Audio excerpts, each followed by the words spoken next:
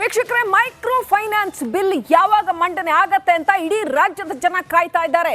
Republic Kannada ಈ ಕುರಿತಾದ ಸ್ಟೋರಿಗಳನ್ನ ಪ್ರತಿದಿನ ಮಾಡ್ತಾ ಇದೆ. ಅಷ್ಟೇ ಅಲ್ಲ, ಇದರ ಇಂಪ್ಯಾಕ್ಟ್ ಕೂಡ ನೀವು ನೋಡ್ತಾ ಇದ್ದೀರಿ. ಈಗ ಸರ್ಕಾರ ಆ ಕಾಯ್ದೆಯ ಜಾರಿಗೆ ಮುಂದಾಗಿದೆ.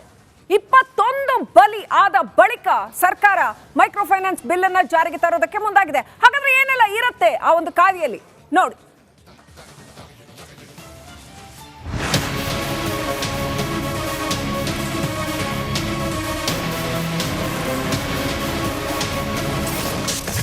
ಬಡ್ಡಿ ರಕ್ಕಸರ ವಿರುದ್ಧ ರಿಪಬ್ಲಿಕ್ ಕನ್ನಡ ಸಮರ. ಧನದಾಯಿಗಳ ವಿರುದ್ಧ ಸರ್ಕಾರ ಸುಗ್ರೀವಾಜ್ಞೆ ಅಸ್ತ್ರ.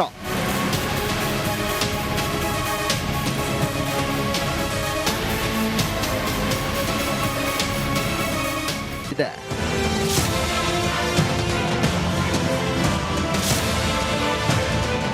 ಈಗ ಅದು ಫೈನಲೈಸ್ ಆಗಿ 2-3 ದಿನದಲ್ಲೇ ಮಾಡಬೇಕು ಅಂತ ಸೂಚನೆಯನ್ನು ಮುಖ್ಯಮಂತ್ರಿಗಳು ಕೊಟ್ಟಿದ್ದರು. ಈಗ ಅಂತಿಮವಾಗಿ ಆಗಿದ್ದರೆ ಅದನ್ನು ಆದಷ್ಟು ಶೀಘ್ರವಾಗಿ ಮುಖ್ಯಮಂತ್ರಿಗಳ ಅನುಮತಿ ಮೇಲೆ ರಾಜ್ಯಪಾಲರಿಗೆ ಕಳಿಸ್ತಾರೆ. ಜನರ ಬದುಕಿಗೆ ಆತಂಕ ಮಾಡ್ತಕ್ಕಂಥ ವಸೂಲಿ ಪ್ರಕ್ರಿಯೆಯನ್ನು ನಾವು ಒಪ್ಪೋದಿಲ್ಲ. ಅಮಾನವೀಯವಾಗಿರ್ತಕ್ಕಂಥ ಯಾವುದೇ ಪ್ರಕ್ರಿಯೆ ಇರಲಿ, ಅದಕ್ಕೆ ತಕ್ಷಣ ಲಗಾಮ್ ಹಾಕುವಂಥ ಕೆಲಸವನ್ನು ಮಾಡೋದಕ್ಕೆ ಈಗಾಗಲೇ ನಮ್ಮ ಮಸೂದೆ ಸಿದ್ಧವಾಗಿ ಸುಗ್ರೀವಾಜ್ಞೆ ಮಾಡೋದಕ್ಕಾಗಿ ಮಾನ್ಯ ಮುಖ್ಯಮಂತ್ರಿಗಳ ಅಂತಿಮ ನಿರ್ಣಯಕ್ಕೆ ಅದನ್ನು ಕಳಿಸಿಕೊಟ್ಟಿದ್ದೇವೆ. ಮೈಕ್ರೋ ಫೈನಾನ್ಸ್ ಸುಗ್ರೀವಾಜ್ಞೆ 2025ರ ಸುಮಾರು 10 ಪುಟಗಳ ಕರಡು ಪ್ರತಿ ರೆಡಿಯಾಗಿದೆ. ಕಾನೂನು ಸಚಿವ ಎಚ್.ಕೆ. ಪಾಟೀಲ್ ಅವರು ಸಿಎಂಗೆ ಪ್ರತಿ ಸಲ್ಲಿಸಿದ್ದಾರೆ. ಸುಗ್ರೀವಾಜ್ಞೆ ಪರಿಶೀಲನೆ ನಡೆಸಲಿರುವ ಸಿಎಂ ಸಿದ್ದರಾಮಯ್ಯ ರಾಜ್ಯಪಾಲರಿಗೆ ಕರಡು ರವಾನಿಸಲಿದ್ದಾರೆ. ಇಂದು ಅಥವಾ ನಾಳೆ ಬಿಲ್ಗೆ ಅಂಕಿತ ಬೀಳುವ ಸಾಧ್ಯತೆ ಇದೆ. ಹಾಗಾದ್ರೆ ಸರ್ಕಾರ ಹೊರತರಲಿರುವ ಸುಗ್ರೀವಾಜ್ಞೆಯಲ್ಲಿ ಏನಿದೆ ಅನ್ನೋದನ್ನ ನೋಡೋದಾದ್ರೆ, ಬಡ್ಡಿ ದಂಧೆಕೋರರ ವಿರುದ್ಧ ಸರ್ಕಾರ ಸುಗ್ರೀವಾಜ್ಞೆ ಅಸ್ತ್ರ ಪ್ರಯೋಗಿಸಲು ನಿರ್ಧರಿಸಿದೆ. ನೋಂದಣಿ ಮಾಡದೆ ವಹಿವಾಟು ನಡೆಸುವಂತಿಲ್ಲ. ಕಾನೂನು ಬಾಹಿರವಾಗಿ ನಡೆಸಿದ್ರೆ ಕಠಿಣ ಶಿಕ್ಷೆ ವಿಧಿಸುವ ಕಾನೂನು ಜಾರಿಗೆ ಮುಂದಾಗಿದೆ.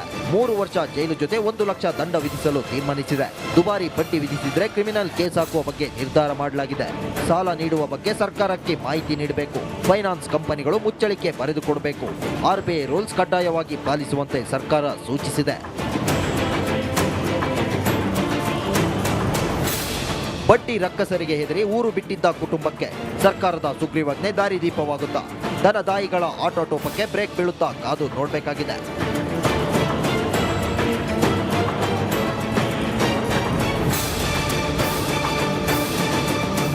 Basavaraju, political bureau, republic Kannada.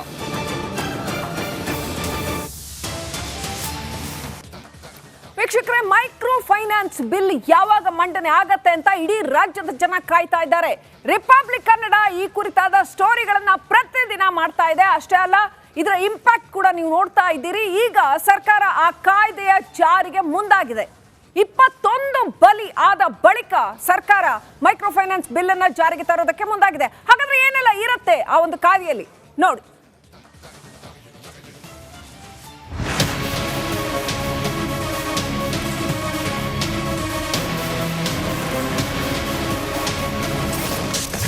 ಬಡ್ಡಿ ರಕ್ಕಸರ ವಿರುದ್ಧ ರಿಪಬ್ಲಿಕ್ ಕನ್ನಡ ಸಮರ. ಧನದಾಯಿಗಳ ವಿರುದ್ಧ ಸರ್ಕಾರ ಸುಗ್ರೀವಾಜ್ಞೆ ಅಸ್ತ್ರ.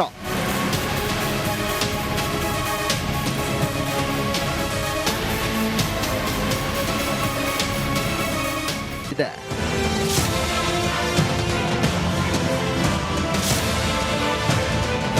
ಈಗ ಅದು ಫೈನಲೈಸ್ ಆಗಿ 2-3 ದಿನದಲ್ಲೇ ಮಾಡಬೇಕು ಅಂತ ಸೂಚನೆಯನ್ನು ಮುಖ್ಯಮಂತ್ರಿಗಳು ಕೊಟ್ಟಿದ್ದರು. ಈಗ ಅಂತಿಮವಾಗಿ ಆಗಿದ್ದರೆ ಅದನ್ನು ಆದಷ್ಟು ಶೀಘ್ರವಾಗಿ ಮುಖ್ಯಮಂತ್ರಿಗಳ ಅನುಮತಿ ಮೇಲೆ ರಾಜ್ಯಪಾಲರಿಗೆ ಕಳಿಸ್ತಾರೆ. ಜನರ ಬದುಕಿಗೆ ಆತಂಕ ಮಾಡ್ತಕ್ಕಂಥ ವಸೂಲಿ ಪ್ರಕ್ರಿಯೆಯನ್ನು ನಾವು ಒಪ್ಪೋದಿಲ್ಲ. ಅಮಾನವೀಯವಾಗಿರ್ತಕ್ಕಂಥ ಯಾವುದೇ ಪ್ರಕ್ರಿಯೆ ಇರಲಿ, ಅದಕ್ಕೆ ತಕ್ಷಣ ಲಗಾಮ್ ಹಾಕುವಂಥ ಕೆಲಸವನ್ನು ಮಾಡೋದಕ್ಕೆ ಈಗಾಗಲೇ ನಮ್ಮ ಮಸೂದೆ ಸಿದ್ಧವಾಗಿ ಸುಗ್ರೀವಾಜ್ಞೆ ಮಾಡೋದಕ್ಕಾಗಿ ಮಾನ್ಯ ಮುಖ್ಯಮಂತ್ರಿಗಳ ಅಂತಿಮ ನಿರ್ಣಯಕ್ಕೆ ಅದನ್ನು ಕಳಿಸಿಕೊಟ್ಟಿದ್ದೇವೆ. ಮೈಕ್ರೋ ಫೈನಾನ್ಸ್ ಸುಗ್ರೀವಾಜ್ಞೆ 2025ರ ಸುಮಾರು 10 ಪುಟಗಳ ಕರಡು ಪ್ರತಿ ರೆಡಿಯಾಗಿದೆ. ಕಾನೂನು ಸಚಿವ ಎಚ್.ಕೆ. ಪಾಟೀಲ್ ಅವರು ಸಿಎಂಗೆ ಪ್ರತಿ ಸಲ್ಲಿಸಿದ್ದಾರೆ. ಸುಗ್ರೀವಾಜ್ಞೆ ಪರಿಶೀಲನೆ ನಡೆಸಲಿರುವ ಸಿಎಂ ಸಿದ್ದರಾಮಯ್ಯ ರಾಜ್ಯಪಾಲರಿಗೆ ಕರಡು ರವಾನಿಸಲಿದ್ದಾರೆ. ಇಂದು ಅಥವಾ ನಾಳೆ ಬಿಲ್ಗೆ ಅಂಕಿತ ಬೀಳುವ ಸಾಧ್ಯತೆ ಇದೆ. ಹಾಗಾದ್ರೆ ಸರ್ಕಾರ ಹೊರತರಲಿರುವ ಸುಗ್ರೀವಾಜ್ಞೆಯಲ್ಲಿ ಏನಿದೆ ಅನ್ನೋದನ್ನ ನೋಡೋದಾದ್ರೆ, ಬಡ್ಡಿ ದಂಧೆಕೋರರ ವಿರುದ್ಧ ಸರ್ಕಾರ ಸುಗ್ರೀವಾಜ್ಞೆ ಅಸ್ತ್ರ ಪ್ರಯೋಗಿಸಲು ನಿರ್ಧರಿಸಿದೆ. ನೋಂದಣಿ ಮಾಡದೆ ವಹಿವಾಟು ನಡೆಸುವಂತಿಲ್ಲ. ಕಾನೂನು ಬಾಹಿರವಾಗಿ ನಡೆಸಿದ್ರೆ ಕಠಿಣ ಶಿಕ್ಷೆ ವಿಧಿಸುವ ಕಾನೂನು ಜಾರಿಗೆ ಮುಂದಾಗಿದೆ. 3 ವರ್ಷ ಜೈಲು ಜೊತೆ 1 ಲಕ್ಷ ದಂಡ ವಿಧಿಸಲು ತೀರ್ಮಾನಿಸಿದೆ. ದುಬಾರಿ ಬಡ್ಡಿ ವಿಧಿಸಿದ್ರೆ ಕ್ರಿಮಿನಲ್ ಕೇಸ್ ಹಾಕುವ ಬಗ್ಗೆ ನಿರ್ಧಾರ ಮಾಡಲಾಗಿದೆ. ಸಾಲ ನೀಡುವ ಬಗ್ಗೆ ಸರ್ಕಾರಕ್ಕೆ ಮಾಹಿತಿ ನೀಡಬೇಕು. ಫೈನಾನ್ಸ್ ಕಂಪನಿಗಳು ಮುಚ್ಚಳಿಕೆ ಬರೆದುಕೊಡಬೇಕು. RBI ರೂಲ್ಸ್ ಕಡ್ಡಾಯವಾಗಿ ಪಾಲಿಸುವಂತೆ ಸರ್ಕಾರ ಸೂಚಿಸಿದೆ. ಬಡ್ಡಿ ರಕ್ಕಸರಿಗೆ ಹೆದರಿ ಊರು ಬಿಟ್ಟಿದ್ದ ಕುಟುಂಬಕ್ಕೆ ಸರ್ಕಾರದ ಸುಗ್ರೀವಾಜ್ಞೆ ದಾರಿದೀಪವಾಗುತ್ತಾ? ಧನದಾಯಿಗಳ ಆಟೋಟೋಪಕ್ಕೆ ಬ್ರೇಕ್ ಬೀಳುತ್ತಾ? ಕಾದು ನೋಡಬೇಕಾಗಿದೆ.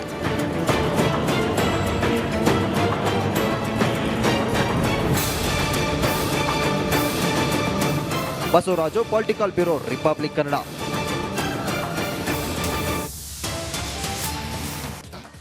ವೀಕ್ಷಕರೇ, ಮೈಕ್ರೋ ಫೈನಾನ್ಸ್ ಬಿಲ್ ಯಾವಾಗ ಮಂಡನೆ ಆಗತ್ತೆ ಅಂತ ಇಡೀ ರಾಜ್ಯದ ಜನ ಕಾಯ್ತಾ ಇದ್ದಾರೆ. ರಿಪಬ್ಲಿಕ್ ಕನ್ನಡ ಈ ಕುರಿತಾದ ಸ್ಟೋರಿಗಳನ್ನ ಪ್ರತಿದಿನ ಮಾಡ್ತಾ ಇದೆ. ಅಷ್ಟೇ ಅಲ್ಲ, ಇದರ ಇಂಪ್ಯಾಕ್ಟ್ ಕೂಡ ನೀವು ನೋಡ್ತಾ ಇದ್ದೀರಿ. ಈಗ ಸರ್ಕಾರ ಆ ಕಾಯ್ದೆಯ ಜಾರಿಗೆ ಮುಂದಾಗಿದೆ. 21 ಬಲಿ ಆದ ಬಳಿಕ ಸರ್ಕಾರ ಮೈಕ್ರೋ ಫೈನಾನ್ಸ್ ಬಿಲ್ ಅನ್ನ ಜಾರಿಗೆ ತರೋದಕ್ಕೆ ಮುಂದಾಗಿದೆ. ಹಾಗಾದ್ರೆ ಏನೆಲ್ಲ ಇರುತ್ತೆ ಆ ಒಂದು ಕಾಯ್ದೆಯಲ್ಲಿ ನೋಡಿ.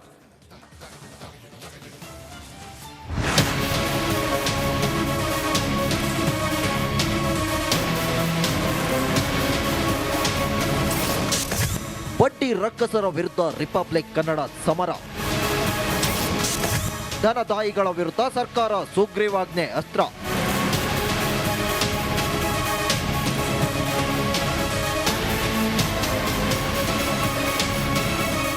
ಇದೆ.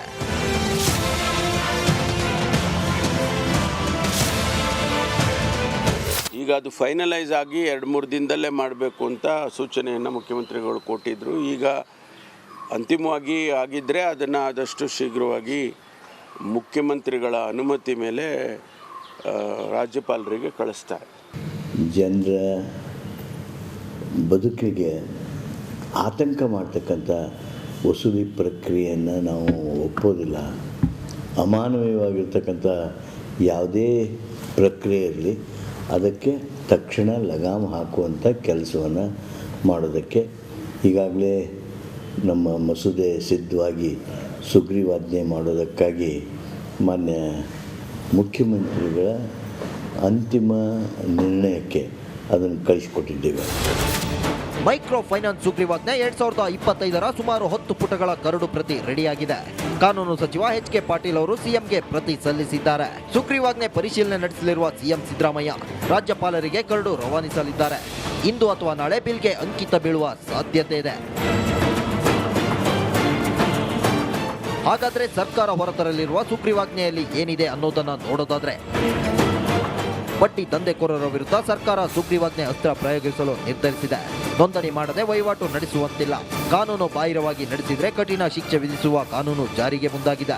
3 ವರ್ಷ ಜೈಲು ಜೊತೆ 1 ಲಕ್ಷ ದಂಡ ವಿಧಿಸಲು ತೀರ್ಮಾನಿಸಿದೆ. ದುಬಾರಿ ಬಡ್ಡಿ ವಿಧಿಸಿದ್ರೆ ಕ್ರಿಮಿನಲ್ ಕೇಸ್ ಹಾಕುವ ಬಗ್ಗೆ ನಿರ್ಧಾರ ಮಾಡಲಾಗಿದೆ. ಸಾಲ ನೀಡುವ ಬಗ್ಗೆ ಸರ್ಕಾರಕ್ಕೆ ಮಾಹಿತಿ ನೀಡಬೇಕು.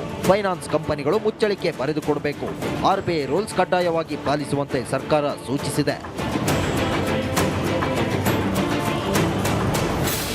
ಬಡ್ಡಿ ರಕ್ಕಸರಿಗೆ ಹೆದರಿ ಊರು ಬಿಟ್ಟಿದ್ದ ಕುಟುಂಬಕ್ಕೆ ಸರ್ಕಾರದ ಸುಗ್ರೀವಾಜ್ಞೆ ದಾರಿದೀಪವಾಗುತ್ತಾ? ಧನದಾಯಿಗಳ ಆಟೋಟೋಪಕ್ಕೆ ಬ್ರೇಕ್ ಬೀಳುತ್ತಾ? ಕಾದು ನೋಡಬೇಕಾಗಿದೆ.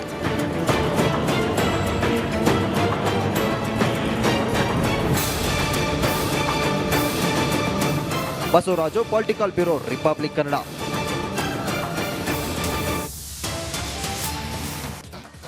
ವೀಕ್ಷಕರೇ, ಮೈಕ್ರೋ ಫೈನಾನ್ಸ್ ಬಿಲ್ ಯಾವಾಗ ಮಂಡನೆ ಆಗತ್ತೆ ಅಂತ ಇಡೀ ರಾಜ್ಯದ ಜನ ಕಾಯ್ತಾ ಇದ್ದಾರೆ.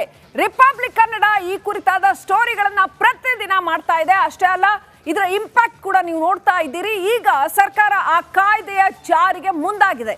21 ಬಲಿ ಆದ ಬಳಿಕ ಸರ್ಕಾರ ಮೈಕ್ರೋ ಫೈನಾನ್ಸ್ ಬಿಲ್ ಅನ್ನ ಜಾರಿಗೆ ತರೋದಕ್ಕೆ ಮುಂದಾಗಿದೆ. ಹಾಗಾದ್ರೆ ಏನೆಲ್ಲ ಇರುತ್ತೆ ಆ ಒಂದು ಕಾಯ್ದೆಯಲ್ಲಿ ನೋಡಿ.